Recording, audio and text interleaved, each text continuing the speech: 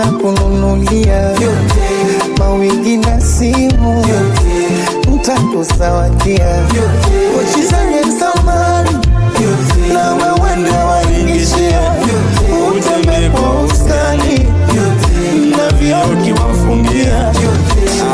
Miaka 10 lokatika kwangu ilikuwa happy, hakuna shida yote, kila kitu ilikuwa safi. Ndugu walinipenda wainsifu mpaka basi, maisha ilibadilika baada wazazi kufariki. Ona sina lolote, wamechukua vitu vyote. Kweli ndugu wabaya wamemfukuza kwa umtoke, hali ni duni mbele yao si chochote. Wao wanakula la wana hela kadangote, chozi linadondoka na amini Mungu yupo. Hata mama nasikia kokote huko aliko, hiki kipaji ndo kitanipa mshiko. Situmii nguvu za giza, hicho kitu kwangu mwiko.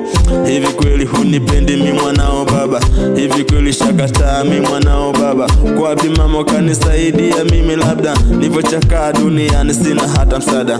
Ndugu sina, wamegeuka adui. Tonge wamepokonya mimi tena wanijui. Mekuwa chokola, ngozi mekuwa chui. Baba hanisamini, amepata kuenjoy.